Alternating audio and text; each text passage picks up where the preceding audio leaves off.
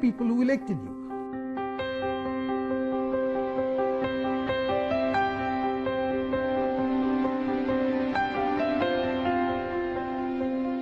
Just outside the chambers of Lok Sabha and Rajya Sabha run these inner lobbies.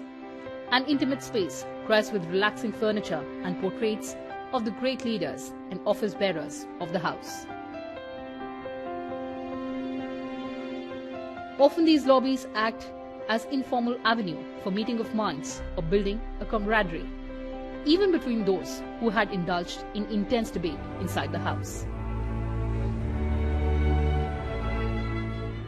A massive circular edifice measuring 560 feet in diameter and 1/3 mile in its diameter is etched with the fusion of colonial as well as Indian tradition in its architecture. Chhajja or overhanging eaves, chhatri or umbrella pavilions, and jalis, the cross-section of stonework in windows and vents, lend a traditional Indian look. Now there is a very conscious design which has been picked up. So you could see the pillar and beam techniques being used in the entrances to all those Dwar Mandaps. So pillar and beam techniques that would be used in Indian temples and all of that.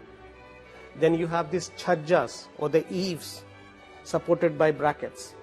This is the second element. And the third element is the lion face water spouts. So these three things very strongly bring out the Indian element in this porches that you have. Also, and these are complemented by the arches and jalis that you have in the main building. Lok Dwaram Patranu.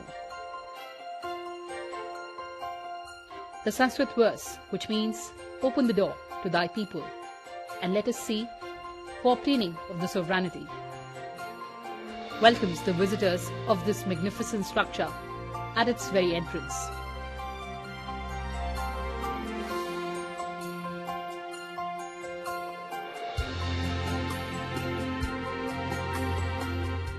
Features like these draw both an admiration and awe of those who work here or have been here.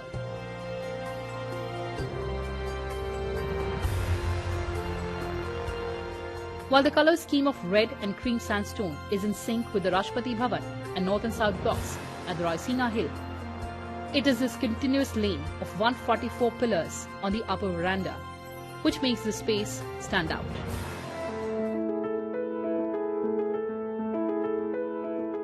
Situated in the northern wing of the Rashtrapati Bhavan is a vast complex spreading nearly acres. The building's eternal magnificence is added forth by the statues depicting the icons and journey of the nation.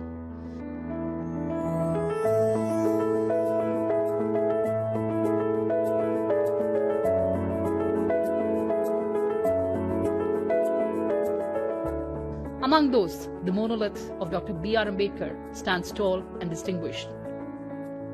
He played a stellar role in framing the Constitution of India as the chairman of the drafting committee of the Constituent Assembly. Did you know that the transfer of power took place on the midnight of 14th and 15th August in 1947 in the Central Hall of Parliament? Here's everything about the Central Hall of the old building.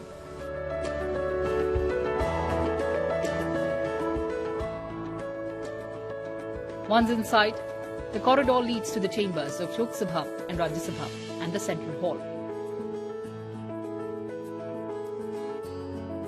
The outer wall of this corridor on the ground floor is studded with a series of paintings depicting the history of India from ancient times and even the diversity of our nation. Among the interior spaces, it is this iconic Central Hall, which has history seeped in its veins.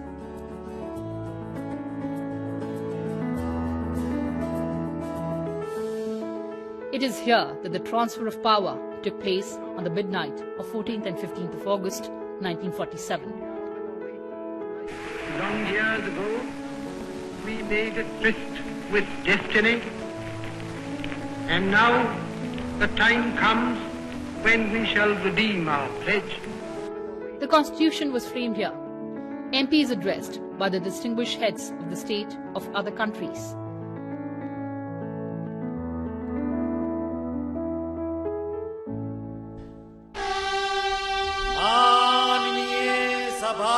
सांसदों, महामहिम राष्ट्रपति जी,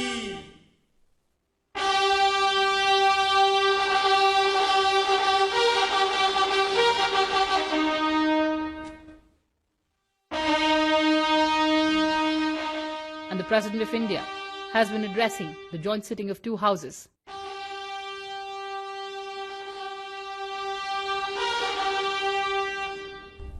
माननीय सदस्यगण, संसद के इस समवेत सत्र को संबोधित करते हुए मुझे हार्दिक प्रसन्नता हो रही है।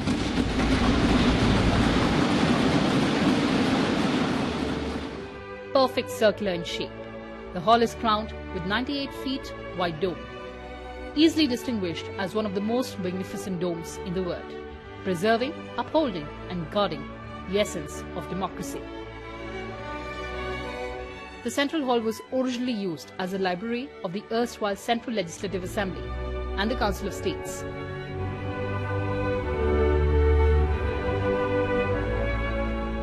In 1946, it was converted and refurnished into Constituent Assembly Hall. The Constituent Assembly met here from 9th of December 1946 to 24th of January 1950.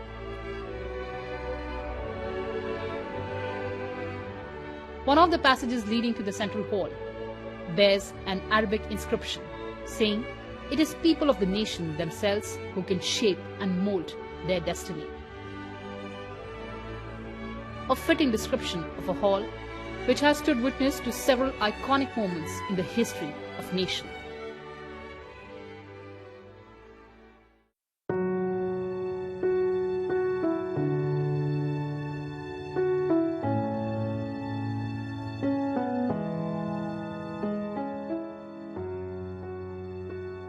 With 12 glided emblems representing the 12 provinces of the undivided India and panels carrying 24 portraits of distinguished national leaders.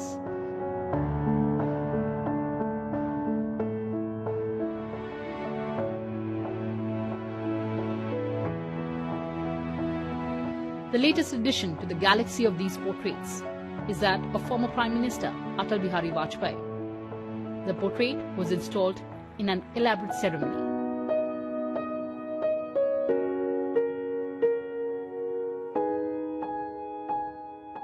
Larger-than-life bust and statues of the leaders overlooks the everyday walk inside the alleys of the two chambers, the Rajya Sabha and the Lok Sabha. One of the galleries from Central Hall also leads to a third chamber called the Library.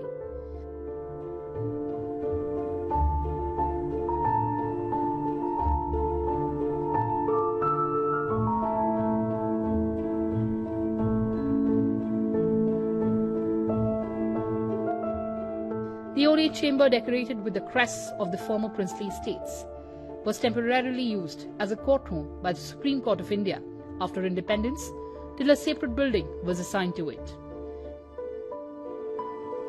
The Parliament House space is also studded with 31 inscriptions from religious to philosophical corpus. They are indicative of the spirit with which parliamentarians should conduct their business. The verses here also serve as guiding principles for deliberations and conduct of business inside the House. December 13th, 2001 went down in history as the day on which the principal edifice of Indian democracy came face to face with terrorism. 5 Delhi police personnel, a woman CRPF trooper and 2 personnel of Parliament House made the supreme sacrifice, defending the 2001 cowardly terrorist attack on the temple of democracy.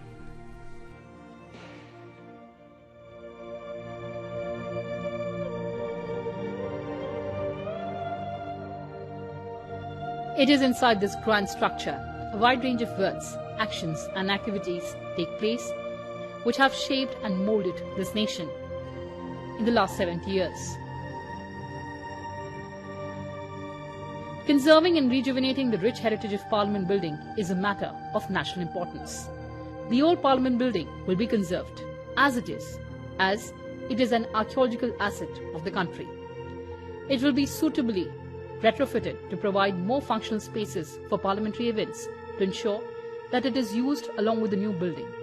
In fact, the building of a new parliament will free the old parliament building of the National Archives and for heritage-sensitive restoration and refurbishment for future use. The only constant in life is change. This is the way of the world. The old gives way to the new. In the Amrit Kal, people of India have given themselves a new parliament building. The new parliament isn't just a building, it is a symbol of the aspirations of 140 crore people of India. Let's embrace it with open arms and respect the old parliament building as well. Well, viewers, that's all we had for you in this edition. Thanks for watching and stay tuned to Sunset TV. Goodbye for now from my side.